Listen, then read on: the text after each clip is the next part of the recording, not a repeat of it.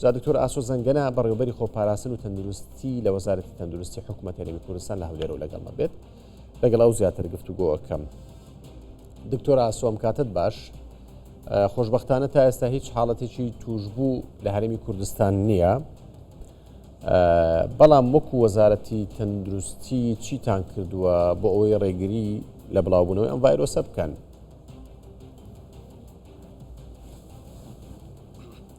ئەم کاتتان باش، زۆر سوپاس بۆ ئەم دەرفەتە باسی ئەم نەخۆشیە بکەین. بەڕاستی ئەم نەخۆشیە بەڕێزت زۆر بە تەفسیلی باست کرد چییە و چی نییە و چۆنە و خۆی نەخۆشیەکی مەترسیدارە ئەگەر بکاتە ئەو دەرەجەیەکەوە لە نێوان مرۆڤەکان بگوازرێتەوە لە یەکێک بۆ یەکێکی تر. ئێمە وەکو وزارەتی تەندروستی هاوشێوەی هەموو وڵاتانی جیهان یعنی هاتین ڕاگەیەدراوێکمان بڵاو کردەوە وەکو وزارەتی تەندروستی، یعنی هەم دڵنەوەیەک بۆ خەڵکی کە لەخوا بەزەبێت تا ئێستا ئێمە هیچ حالەتێکمان نییە نەگومان لێکرا و نەتوش بوو لە هەرێمی کوردستان، بەڵام لە هەمان کاتیشدا یعنی حەزەر واجبە پێویستە ئێمە باسی ئەو ڤایرۆسە بکەین کە چییە و چۆنە و مەترسیەکانی بە چی شێوازێکە و وەکو بەڕێزت باست کرد، یعنی ئەگەر کەسێک خوا نەخواستە توش بێ احتیمالی مردنی زۆرە بگاتە ڕێژەی 50%، بەڵام هەتا ئێستا هیچ شتێ لەو شتانەمان نییە لەخوا بەزێم. باش بۆ نمونە دکتۆر مەبەستم لە ڕێکارەکانە چیتان کردووە لە فڕۆکەخانە لە دەروازە سنووریەکان کە خەڵک داخلی هەرێمی کوردستانە بێت، ینی تێستیان بۆ ئەکەن بۆ کەسانە چیەکەن؟ تاکو ئەم لە حەزەیە هیچ ئیجراعاتێکی لەو جۆرانە نییە کە مەسان بڵێ جوڵەی خەڵکی سنووردار بکەین یاخود لە سنوورەکان یاخود لە مەتاڕەکان ئەو شتانە بکەین، بەڵام تاکو ئێستا تەنها پتەوکردنی تەندروستیە هۆشیارکردنەوەی خەڵکە کە لە ئەگەری هاتنی ئەو نەخۆشیە بۆ عێراق یاخود هەرێمی کوردستان دەبێ ئێمە ئامادە بین و هەستین بەو کارانی کە پێویستن، بەڵام تاکو ئەم لە حەزەیە هێشتان هیچ شتێکمان نەکردەوە لەو جۆرە. تاقیگەکانی ئێمە بۆ نە کەسێک گومان لێکراوە بێتن، ینی دەتوانین لە تاقیگەکانی ئێمە بڵێن کە ئەمە هەڵگری هانتا ڤایرۆسیان نا؟ دەتوانین لە هەرێمی کوردستان ئەمە هەیە؟ خۆی ئەو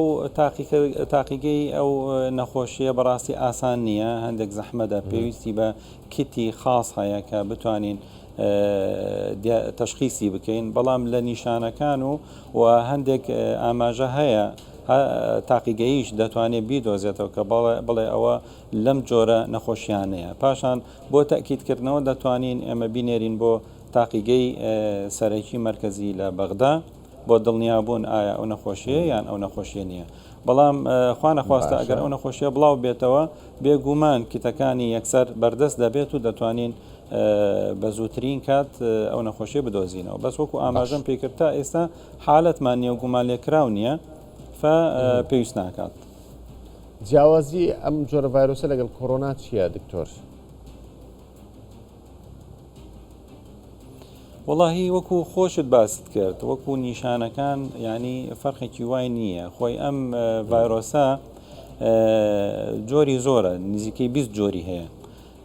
لە ئەمریکای باشوور و باکوور تووشی علاماتی با بڵێن سکێشە و سکچون و ڕشانەوە و ئەندامی ئەو یعنی ئەوانە دەگرێتەوە.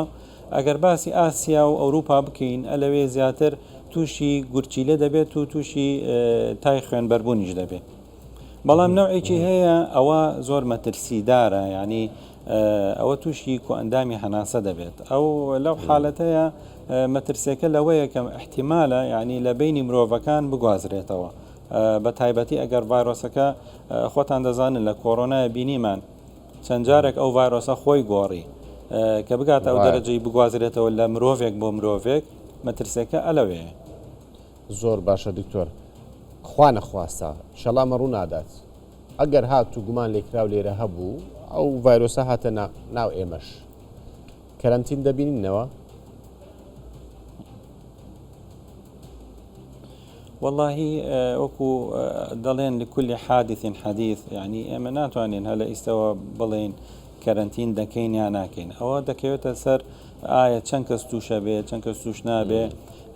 خێرایی گواستنەوەی نەخۆشیەکە لە ماوەیەکی دیاری کراوە ئەو نەخۆشیە بۆ چەند کەس دەگوازرێتەوە ئەوانە هەمووی حکومەکە ئەو کاتە ئەکید ینی دانیشتن دەکرێت مناقەشە دەکرێت لە کاتی خۆیان باز دەکرێت انشاءالله دوورە بین لەو نەخۆشیە. ئینشاءالله سپاس بۆ دکتۆر ئاسۆ زەنگەنە بەڕێوەبەری خۆپاراستن و تەندروستی لە وەزارەتی تەندروستی کە لە هەولێرەوە لەگەڵمان بووی.